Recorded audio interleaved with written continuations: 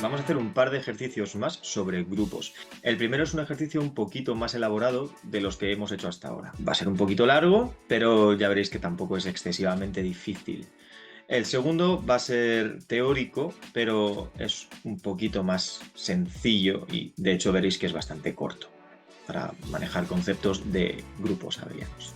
Vamos a ello. Vamos a empezar por este ejercicio. Nos dicen, definimos los siguientes subconjuntos de los complejos. Z y I son los complejos de la forma m más ni, donde m y n son números enteros.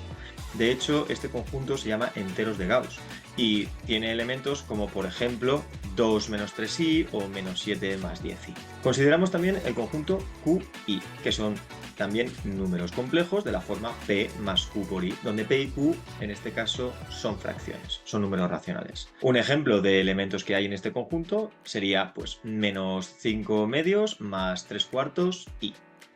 Estos dos conjuntos son diferentes, en principio, aunque los dos son subconjuntos de los complejos. Lo que queremos hacer es demostrar que QI sin el 0 y con la multiplicación es un grupo, y sin embargo ZI sin el 0 y con la multiplicación también no es un grupo.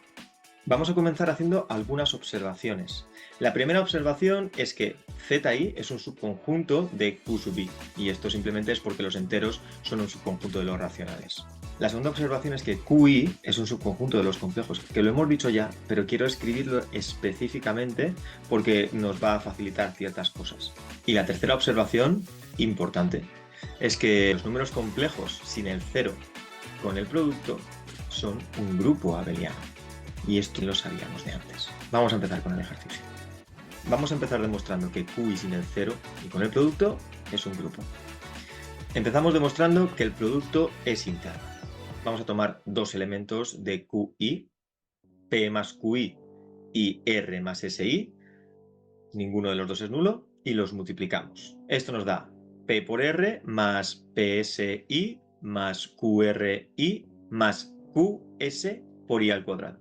I al cuadrado es menos 1 y ahora agrupando tenemos que el resultado es la parte real PR menos QS más la parte imaginaria PS más QR I. La parte real, como P, Q, R y S son números racionales, es un número racional. Y la parte imaginaria también es un número racional, por tanto, el producto está en QI. Pero además, como ninguno de los dos factores es 0, el producto no es 0. Por tanto, de hecho, el producto está en QI menos 0.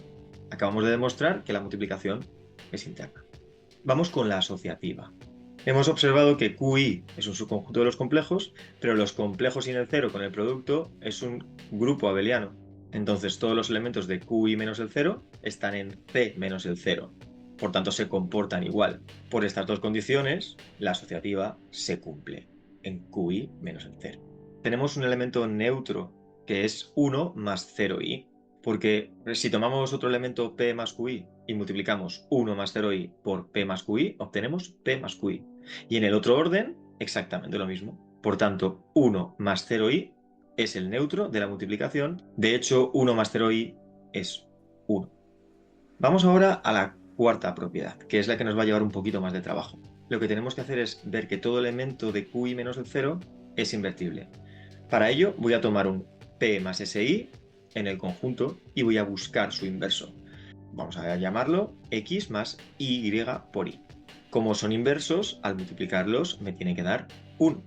Si hacemos la multiplicación de los dos números complejos, obtenemos PX menos QI, parte real, más PI más QX, parte imaginaria, por Y, y esto debe ser igual a 1 más 0i, que es el neutro. Y ahora igualamos parte real, parte imaginaria y parte imaginaria. Obtenemos así un sistema lineal de dos ecuaciones con dos incógnitas. De la segunda ecuación voy a despejar X. Pasamos PI a la derecha restando y obtenemos QX es igual a menos P por I. Q lo podemos pasar dividiendo porque es un número racional, entonces X me quedaría menos P partido por Q, I. Pero cuidado, esto lo podemos hacer solamente si Q es distinto de 0. Así que vamos a trabajar ahora suponiendo que Q es distinto de 0 y el caso Q igual a 0 lo vamos a estudiar un poquito más adelante. Vamos a la primera ecuación y sustituimos la x por menos p partido por q, y. Obtenemos así menos p al cuadrado partido por q y menos q por i igual a 1. Para quitar el denominador q, multiplico toda la ecuación por q, que sé que es distinto de 0. Q partido por q es 1 y operando queda menos p cuadrado i menos q cuadrado i igual a q. Sacamos factor común i, menos p cuadrado menos q cuadrado por i igual a q, y ahora pasamos dividiendo menos p cuadrado menos q cuadrado, y nos queda que i es q partido por menos p cuadrado menos q cuadrado. Pero este menos p cuadrado menos q cuadrado, el menos lo puedo sacar factor común y me quedaría menos q partido por p al cuadrado más q al cuadrado. P al cuadrado más q al cuadrado es distinto de 0 porque sé que q es distinto de 0. Estoy en ese caso. Así que este es el valor de la parte imaginaria del inverso de p más q por i. Para hallar la parte real, x, nos venimos aquí y sustituimos.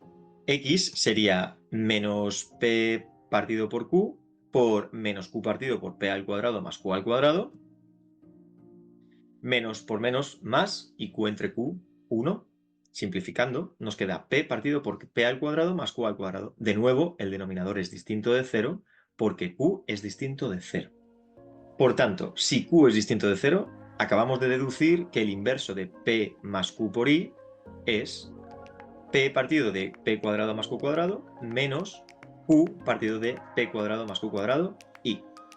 Como p y q son números racionales, la parte real y la parte imaginaria del inverso son también números racionales, y además como q es distinto de 0, esto es un número distinto de 0. Por tanto, acabamos de encontrar el inverso en qi menos el 0. Nos queda un caso, porque solo hemos visto cuando q es distinto de 0.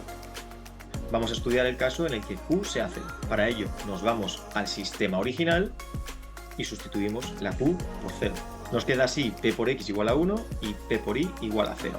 Es importante observar que si q es 0, p no puede ser 0, porque si ambos son 0, p más q por i es 0, y estamos trabajando en qi menos el 0, así que seguro que p es distinto de 0 ahora. Podemos despejar entonces x e y en este sistema. X quedaría 1 partido por p e y quedaría 0. Por tanto, si q es 0, el inverso de p más qi, que sería p, es 1 partido por p más 0i, que es 1 partido por p. Y 1 partido por p está en el conjunto original, así que también tiene inverso en este caso. Acabamos de demostrar que qi menos el 0 con la multiplicación es un grupo, que es lo que queríamos ver. Nos falta por ver que los enteros de Gauss sin el 0 y con la multiplicación no son un grupo. Alguna de las propiedades tiene que fallar. ¿Cuál será? Si repasamos lo que acabamos de hacer, la primera propiedad en la que la multiplicación era interna funcionaba con q, pero también exactamente las cuentas son las mismas y funcionaría con z. Así que el producto sería interno en los enteros de Gauss, no habría problema. La asociativa se seguiría cumpliendo porque zi también es un subconjunto de los complejos. El neutro seguiría siendo 1 más 0i, porque p más qi, en lugar de tener la parte real y la parte imaginaria en los racionales, la tendría en los enteros, pero las cuentas son exactamente las mismas, entonces funciona igual. En conclusión, debe ser el inverso multiplicativo el que falle. ¿Hay algún elemento que no tiene inverso multiplicativo? Con que encontremos un elemento sin inverso multiplicativo, habremos demostrado que no es un grupo. Vamos a tomar, por ejemplo, el 2, que está en los enteros de Gauss, salvo el 0, y vamos a ver que no tiene inverso multiplicativo. No tiene inverso, ya que si lo tuviera, por ejemplo, x más y por i, tendría que cumplirse que 2 por x más y por i es 1. Haciendo cuentas e igualando la parte real y la parte imaginaria, llegaríamos a que 2x es igual a 1 y 2y es igual a 0, de donde x debe ser un medio e y debe ser 0. Por tanto, el inverso sería un medio más 0i. 0 está en z, pero un medio no está en z. Por tanto, un medio más 0i no está en los enteros de Gauss, no hay inverso del 2. Esto demuestra que los enteros de Gauss sin el 0 con la multiplicación no son un grupo. Vamos a hacer este ejercicio que es un poco teórico, pero es muy sencillo, ya veréis.